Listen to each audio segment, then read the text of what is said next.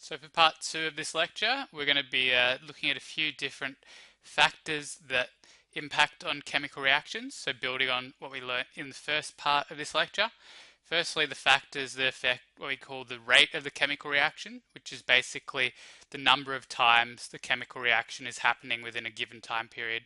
So there are certain factors that can either speed up this rate of the reaction or slow it down.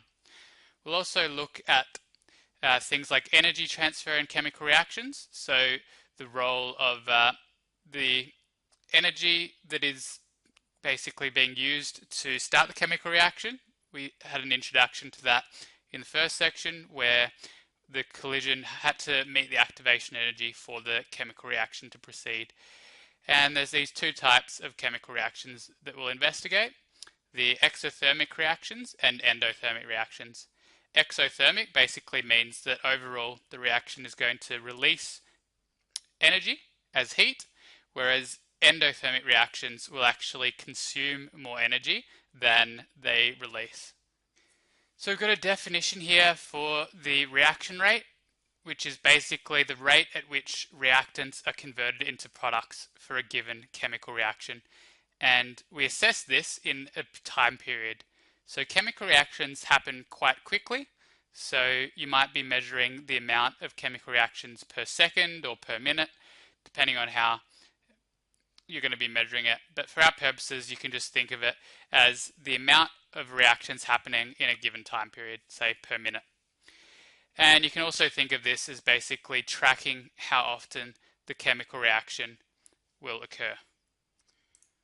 So we can see an example of a chemical reaction down the bottom here that we looked at earlier, where we're converting the reactants on the right-hand side, on the left-hand side, to the products on the right-hand side. So, for example, to work out the reaction rate, we need a way of measuring how often the reactants are converted into the products on the right-hand side here. So once we've worked that out, you could say, for example, that 1,000 chemical reactions are happening per second, whatever it might be. So because the molecules are moving so quickly and there's going to be so many of them in your sample, these reactions are going to happen quite quickly. But we're not going to worry too much about how quickly things are happening, but we're focusing more on how we can actually assess whether a reaction is taking place or not and how we can measure that. So essentially, with the reaction rate, it's just telling you how quickly your reactant compounds are being converted into your products, and you're seeing how many times this reaction is happening per unit of time. So per second or per minute, for example. So an interesting question to consider now: how can the rate of a chemical reaction be determined? So another way of thinking about this is, what is the evidence that the chemical reaction has actually occurred? So essentially there's two things that happen in a chemical reaction. Can you think of either?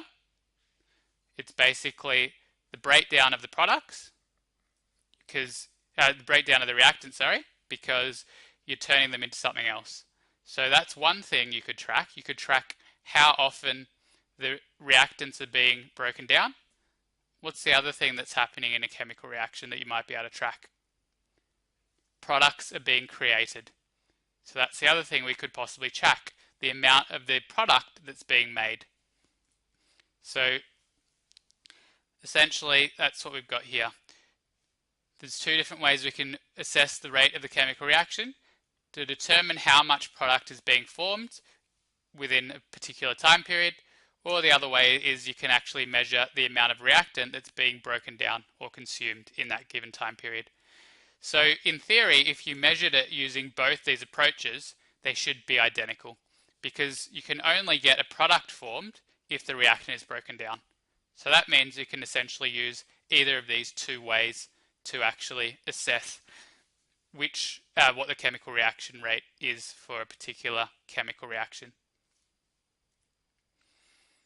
Alright, so let's have a look at an example of how to assess the rate of a chemical reaction. So establishing the rate of a chemical reaction, we're going to this time be tracking the amount of product being created. So to do this, we could either assess how much water is being created or how much oxygen gas is being created. And we would be measuring how much of one of these components is being created in a given time. So because the chemical reaction rate is going to be a measurement of the amount of change in the chemical reaction, which is the amount of product being created in this case, divided by how long it takes to create that product. So let's have a look at how this could actually be done. So as we said, the evidence that the chemical reaction is taking place is the production of the products. So in this case, we're going to be tracking the product, which is the oxygen gas. Because every time the chemical reaction takes place, we create one oxygen molecule, all we need to do is work out how many oxygen molecules are being created per unit of time to work out the reaction rate. So for example, if there was 600 mils of oxygen that had been produced in 7 minutes, then you could work out the amount of oxygen that is produced per minute or even per second. So if we divide 600 by 7, we get 85.7 mils of oxygen being produced every minute. If we divide that even further, it's 1.43 mil of oxygen per second. So the mil of oxygen here in this case represents an amount of the product that's being created. So basically we can relate the amount of oxygen that's being created to the amount the reaction is taking place. So in theory, we should actually convert this to a concentration rather than a volume, but we're not going to go that far in this lecture. So there are ways to do this using the mass of oxygen and also the mole that we looked at in the previous lecture, but it's a little bit beyond the scope of this course. But essentially, using this way of tracking the chemical reaction, we can actually tell that the chemical reaction is taking place because the oxygen is being created, and we can actually quantify how often the reaction has happened by how much oxygen is being created. So essentially, every second we're creating 1.43 mil of oxygen by breaking down the hydrogen peroxide into water and oxygen gas. So that is evidence that the chemical reaction is taking place.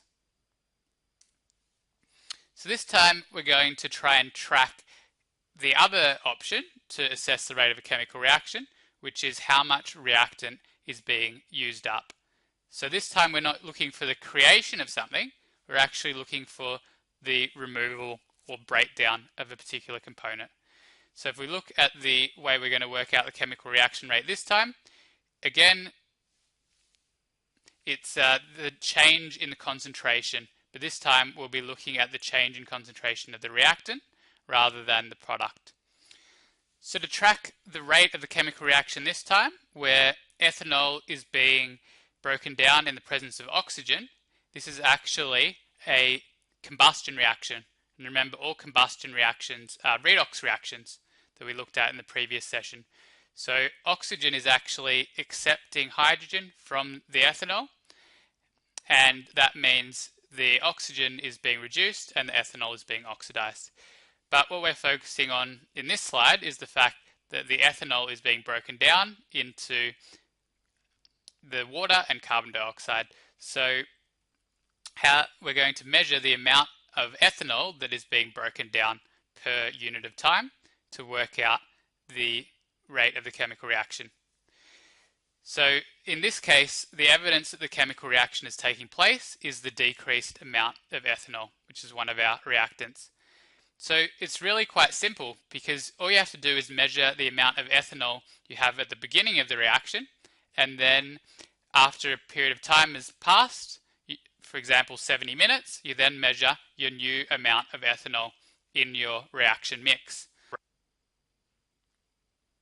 So going back to the original calculation here in terms of 200 mils of ethanol being used up in 70 minutes, that means that all of the ethanol will have been combusted in that amount of time.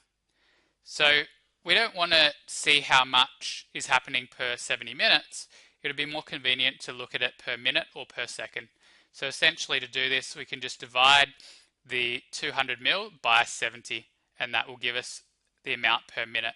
So we can see that 2.9 mils of ethanol is going to be consumed every minute through this chemical reaction, where the ethanol and oxygen react together to create the water and carbon dioxide. If we divide that by 60, then we get the amount of ethanol being consumed or broken down per second. So that corresponds to 0.05 mil per second. Again, just like the previous example, if we were doing this 100% correctly, we would convert the volume into a concentration using the mole. But we're not going to do that in this case because, again, it's beyond the scope of the course. So we've looked at these two examples, which basically has shown us that we can track both the amount of product being created, in this case oxygen, to work out how quickly the reaction is happening, hence the rate of the reaction per unit of time. And we could do the same by looking at how much of a reactant, in this case ethanol, was being broken down in a particular time period. So you can see that the oxygen was being produced at a rate of 1.343 mils per second, and the ethanol was being broken down at a rate of 0.05 mils per second. So which reaction was happening quicker? The creation of oxygen, where hydrogen peroxide was being broken down, or the breakdown of ethanol in a combustion reaction? So all we have to do is compare the amount of time it's taking to break down or create the components of the reaction. So in this case, it's taking 0.05 seconds to break, 0.05 mils are being broken down per second, whereas in the previous example, 1.43 mils are going to be created per second. So that tells us that the hydrogen peroxide reaction, where it's been broken down into oxygen and water, is happening a lot quicker than the combustion of ethanol. So the higher the number here, or the higher the volume per second, basically correlates to more chemical reactions happening, because the more chemical reactions that are happening in this case, the more oxygen that's being produced. And the evidence of the chemical reaction happening in this example was the breakdown of ethanol. So because we're getting less ethanol being broken down per second, we can say that this reaction was slower than the previous one, where the creation of oxygen was much higher. So when you see a chemical reaction, what are the two factors that you could use to determine whether the chemical reaction is actually occurring? Well, you could look at the amount of product being created. So if you had a way of measuring one of the products, you could say that the product has been created, therefore the chemical reaction has taken place. Is there any other way that we could assess whether a chemical reaction has taken place? You could look for the breakdown of one of the original reactants. So the amount of a reactant that is being consumed or removed can also be used to track the rate of a chemical reaction. So how can we use the amount of product being created or reactant consumed to measure the rate of the reaction? Basically, we just have to measure how much product is being created or how much reactant is being consumed in a given amount of time, because the chemical reaction proceeding is doing both of those things. It's breaking down the reactant and forming the product. And if we can measure that over a given time period, we can relate that to how often the chemical reaction is actually taking place.